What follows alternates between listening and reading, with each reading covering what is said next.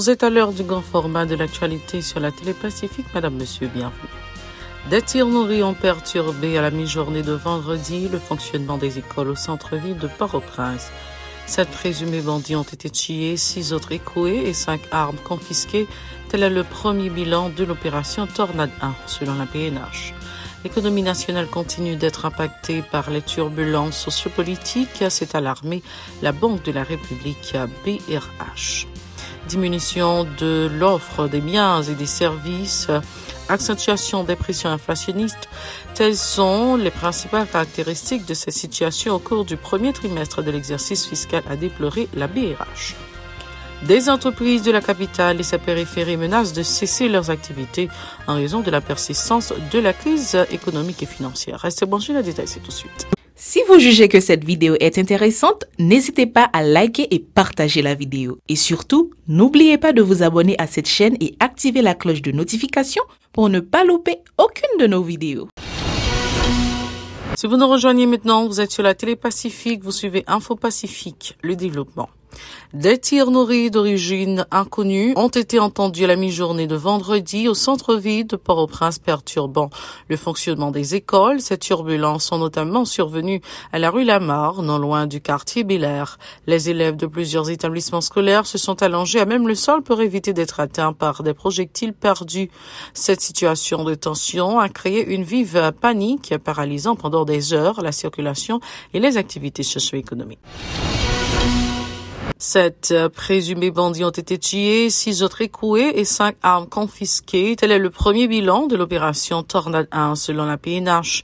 Ces individus ont été abattus dans des échanges de tirs avec les forces de l'ordre, ont précisé les responsables de l'institution policière, ajoutant avoir également récupéré un camion de marchandises détourné par les malfrats. Toujours selon les explications de la PNH, parmi les 7 caïds abattus figurent les dénommés Nounou et Jordani, respectivement membres des gangs de Canaan et Rosenberg à la Croix-des-Bouquets. Ils ont été tués le 2 février. Ils étaient recherchés en raison de leur implication supposée dans des actes d'enlèvement, de braquage. Ils étaient aussi accusés d'association de malfaiteurs. Des entrepreneurs de la capitale et sa périphérie menacent de déposer les clés à cause de la persistance de la crise économique et financière. Certains ont déjà opéré une réduction de leur personnel et diminué les salaires des employés restants. Ils déclarent que le marasme socio-économique est insupportable et aucun dégel de la situation n'est en perspective. Écoutons-les au micro de Chilo Simixon et Ederson Jean-Claude. Mais c'est un barreau. Le beaucoup n'a pas de pièces. Donc, ça ne va rien. Le pouvoir, on est dans des vignes, il y a un on va mettre des aviations. Tout ça, des caoutchouc, des aviations. Il va arriver à ici. En plus, nous sommes là. Si ça nous donne là, on va faire des chaque jour. Nous sommes on va préparer un petit peu. On va démarrer là, on va faire un petit peu. Nous avons pris sur un mois. Seulement, au cas où on est derrière, quand on est matiné, là, entre les boules, nous avons vraiment difficile. Nous payons sur réserve. Donc, on va sur avec 15 000 gouttes. Nous avons 10 000 gouttes. Mais si nous avons des coquilles, nous mettons en disponibilité. Nous n'avons pas pris un même. C'est n'importe qui nous oblige de payer. Nous obligés de mettre un peu. Pas bon, il n'y a pas OK même, mais obligé de chuter à suivre. Ça, bon Dieu va faire pour nous, mais pas grand rien. Pas de client même, tout client va aller, pas de monde qui peut acheter même. Lever, venir, chita, regarder, après ça va aller. De leur côté, des membres du secteur informel ont indiqué que le blocage des entrées nord et sud de la capitale ont paralysé leurs activités. Ils affirment qu'ils se rendaient avant la crise sécuritaire dans les autres régions du pays pour faire leurs achats et revendre leurs produits à Port-au-Prince. Ils ne veulent plus effectuer ce genre de déplacement à cause des agissements des gangs armés.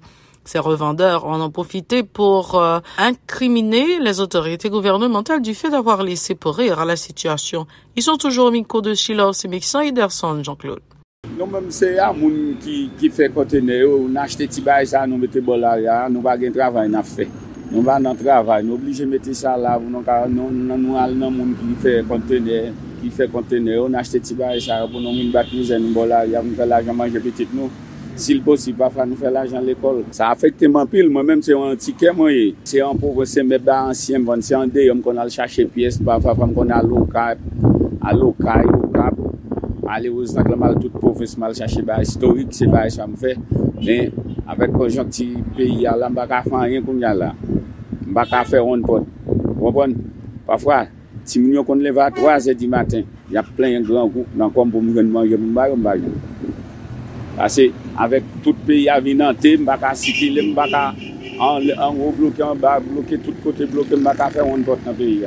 Ah ben nous toutes bon c'est ça profession nous obligé toujours être là dans le peuple les 26 là nous mettons là après bon Dieu va nous voyons monde saute nous va notre pour nous dégager mal bail madame na petite nous manger. Les secteurs de la vie nationale toujours préoccupés par la remontée vertigineuse de l'insécurité des membres de la Bazoche estiment que la situation a empiré suite au laxisme des autorités. Aucune mesure n'a été adoptée à temps pour freiner les agissements des gangs criminels qui occupent une grande partie du territoire, a condamné l'avocat Marc-Antoine Maisonneuve.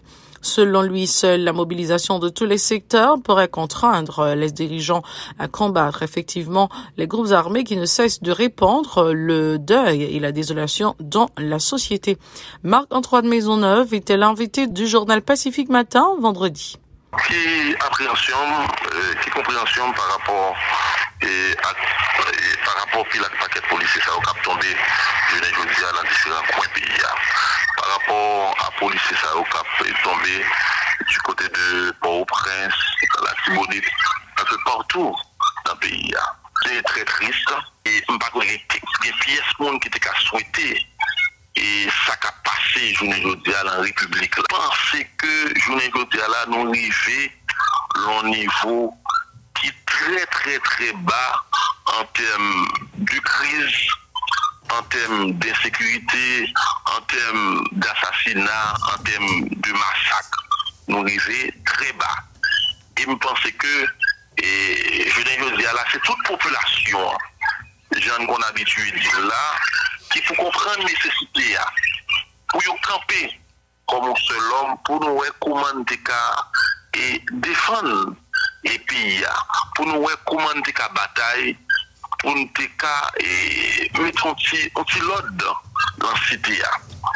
C'est inacceptable, c'est dû, mais cependant, il faut que nous reconnaissions que c'était prévisible. Par rapport à la crise politique, Marc-Antoine Maisonneuve conteste l'accord du 21 décembre dernier qui recommande notamment l'instauration du Haut Conseil de transition. À son avis, il s'agit de manœuvres dilatoires visant à maintenir Ariel Henry à la primature de la République. Interrogé sur la tenue d'élections au cours de cette année envisagée par Dr Henry, l'homme de loi a rétorqué que la situation sécuritaire n'est pas du tout propice à de tels exercices.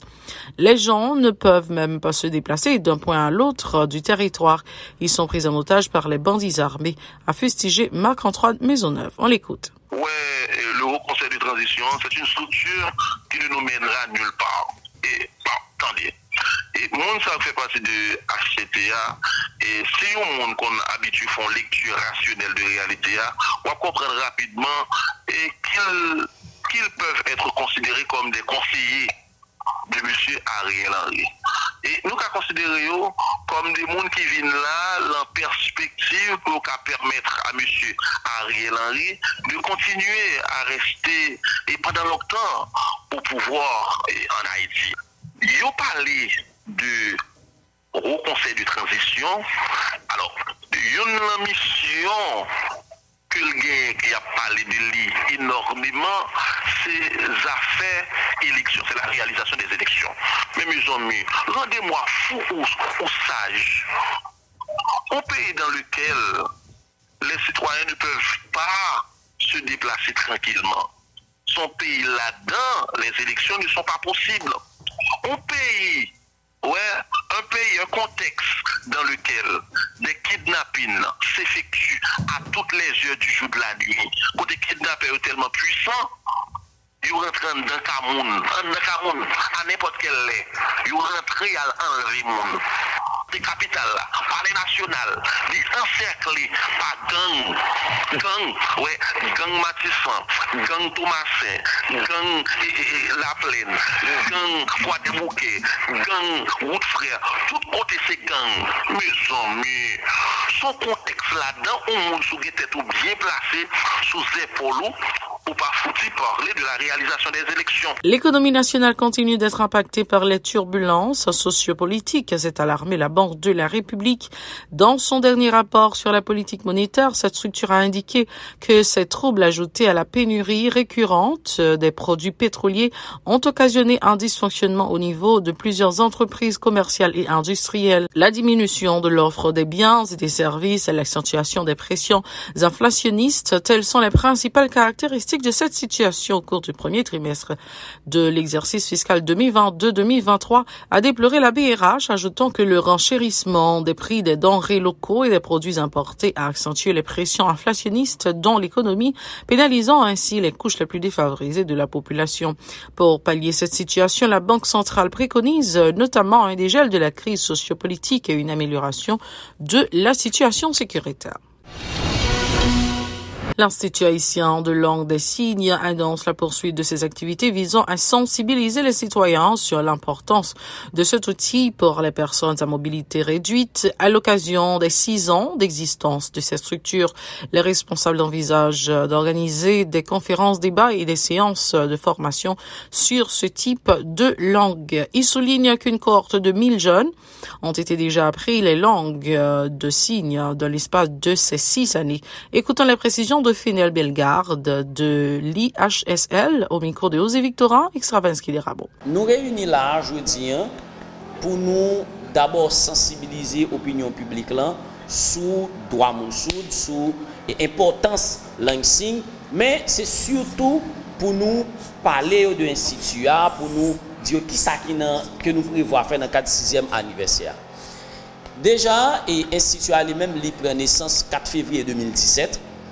Donc, suite à un constat que nous faisons et besoin que nous qui gagnons dans la communauté pour nous apprendre la langue signe et que nous soudons tout qui n'a pas accès avec aucun service social de base. Donc, nous prenons l'initiative pour nous créer un institut en 4 février 2017. Et 4 février 2023, ça, nous 6 ans.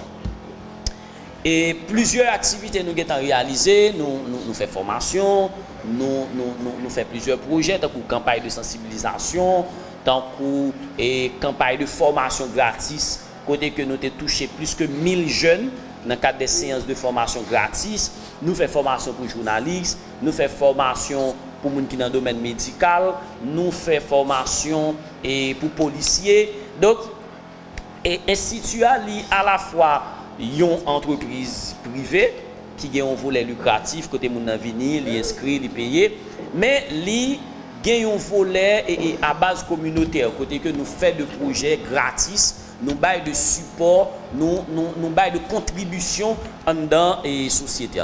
Donc, nous avons plaisir, nous sommes une forme d'entreprise qui est basée sur l'entrepreneuriat social. Par ailleurs, Fenel Bellegarde annonce également le lancement sous peu d'une campagne de sensibilisation sur la prévention de la maladie du choléra. Il sollicite la contribution de tous les volontaires en vue de la réussite de cette activité. Il a toujours micro dosé Victorin, Extravanski des Rameaux. Nous avons un projet que nous allons lancer d'ici semaine prochaine, qui est un projet accès à l'information et à la formation professionnelle que nous avons fait dans tête collée avec Centre de communication adapté qui est au Canada. Côté que le projet ça, il y a 2 volets. Le premier volet qui c'est des capsules vidéo sensibilisation que nous allons faire et sous question choléra pour mon studio. Côté que nous allons dire comment pour protéger tête comment si on a un choléra qui ça pour faire etc. etc. Et le deuxième volet côté que nous allons bail de formation avec mon studio. Côté que nous avons 4 ateliers. Il y a un atelier de ministrie, il y a un atelier de couture, il y a un atelier de décoration et il y a l'autre atelier qui a fait maquillage. Et nous déjà pour parler avec l'organisation Virea qui lui-même souhaitait mettre un 5e atelier et qui sont ateliers de photographie.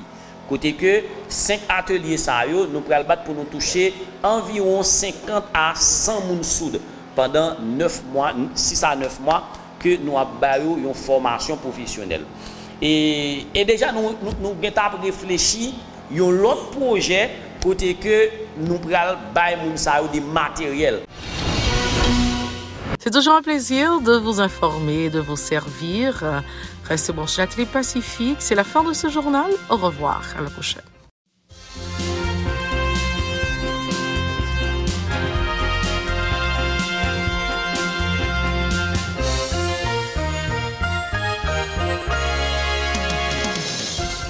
Si vous jugez que cette vidéo est intéressante, n'hésitez pas à liker et partager la vidéo. Et surtout, n'oubliez pas de vous abonner à cette chaîne et activer la cloche de notification pour ne pas louper aucune de nos vidéos.